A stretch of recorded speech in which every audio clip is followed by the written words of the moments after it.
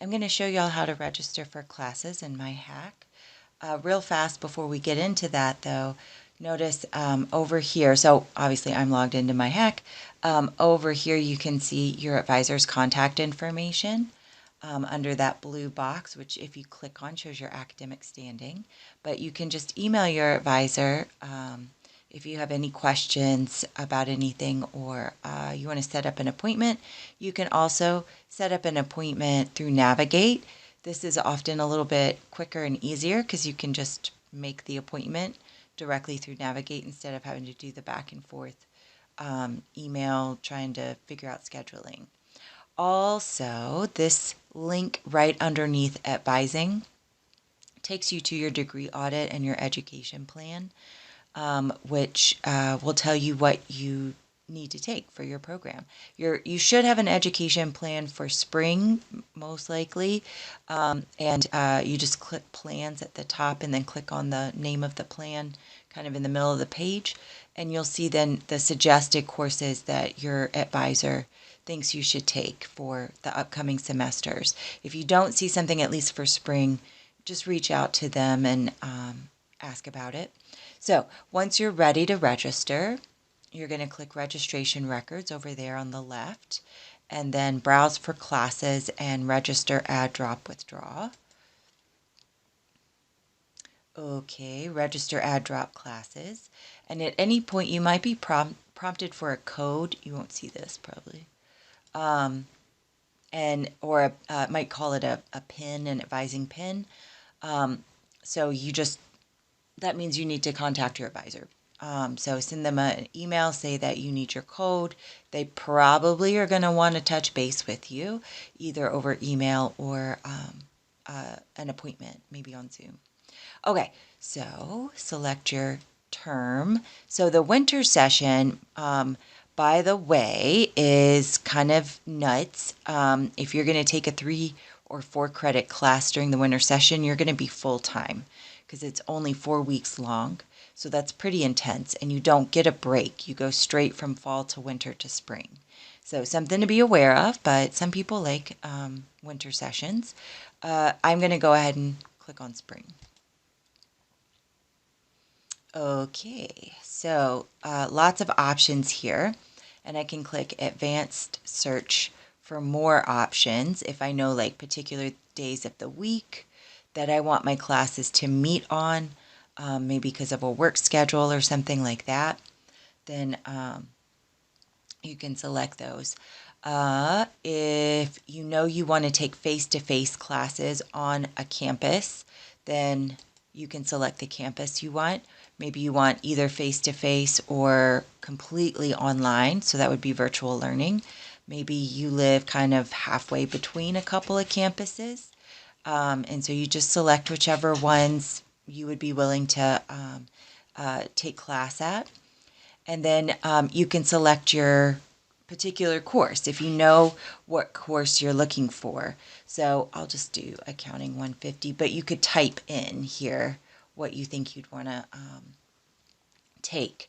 By the way, if you want to take or you'd be open to taking classes on Zoom, so they're sort of face-to-face, but they're on Zoom, you don't actually go to campus, then probably you want to leave this campus blank so that you can see all the remote classes, because some of those might be assigned to, say, Harrisburg, and you're far away from Harrisburg, but you'd be willing to meet on Zoom.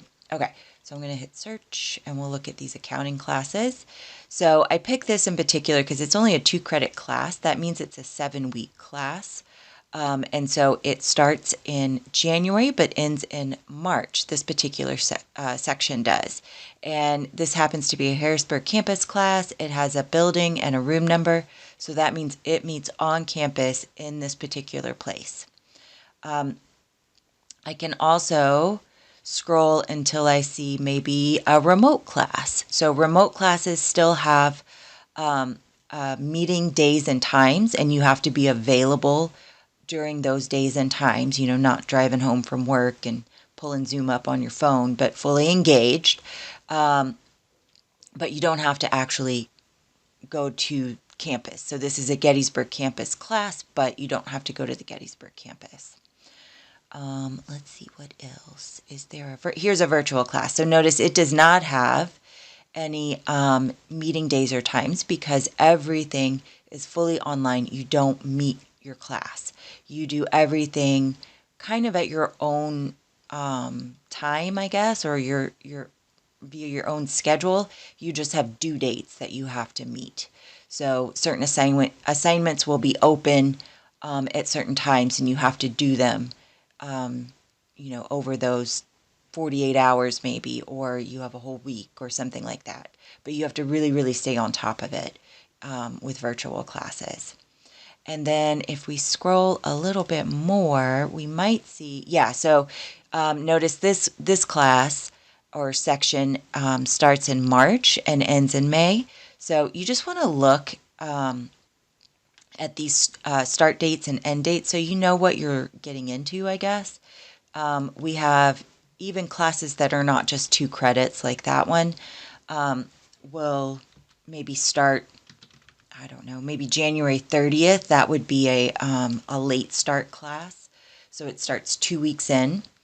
And it's a little bit, no, I don't want Math 100. It's a little bit more intense just because there's a little bit less time. And so the class sessions are longer. Okay, so I'm picking Math 91 because it's a class that has a lecture and lab component, and you have to sign up for those 2 different things at the same time. Some of the biology or chemistry classes or physics, some of the science obviously are like that. Some of the science classes, they have lecture and lab like integrated into one section, so you don't have to sign up for 2 different things. But here we have our Math 91 course, and there is a lab that meets 1 day a week, basically right after the lecture, and these are linked. And so if it's not obvious to you which lecture and lab are linked, if they are, sometimes there's not, it doesn't matter what lab you sign up for, but if they are linked, you can click View Linked over here. So once you decide which ones you want to sign up for, you have to add them at the same time. Or when you hit submit, you have to have both of them down there, both a lecture and a lab down there, and then you would hit submit to register for them. So just be careful with that if you're trying to figure out why you're getting an error. It might be something to do with this lecture lab thing. Let's see, what else? I think that's about it. Oh, I know. I wanted to show y'all this. So I don't have it's not saying I have a plan, but you might be able to access your education plan from here. I don't know. I don't know how high my voice is going to go there, but it looks like maybe at some point this will be something you could access, and that would be really nice and convenient. Also, if you happen to know a particular CRN you want to register for, maybe you had to get a registration override from the teacher, then you could just put that CRN right there and then add to summary. I think that's it. I think that's everything I wanted to show y'all. Okay, so if you have any questions, though, about any of this. One more thing. And let me make this, zoom this out a little bit because it's getting hard to see. That didn't help. Okay, so you also have this little handy tool.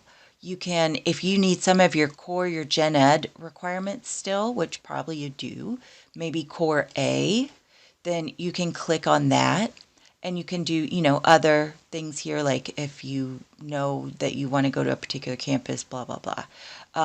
But when you hit search, you're going to see, can I move that down? Oh, that's better. You're going to see all of the courses. There's a lot of them. We have 12 pages here. It looks like about 120.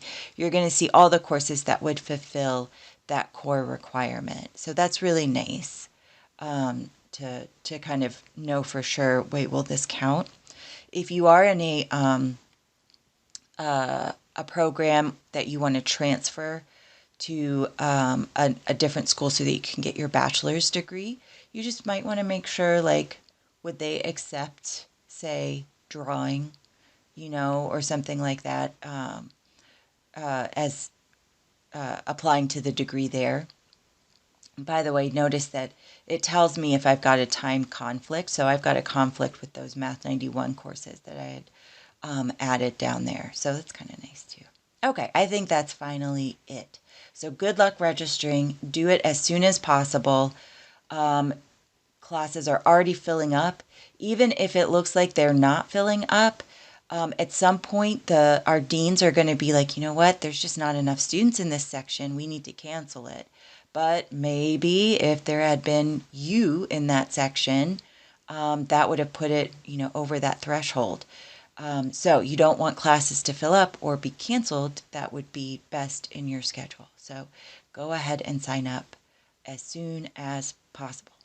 And if you have any questions about any of this process, just reach out to your advisor.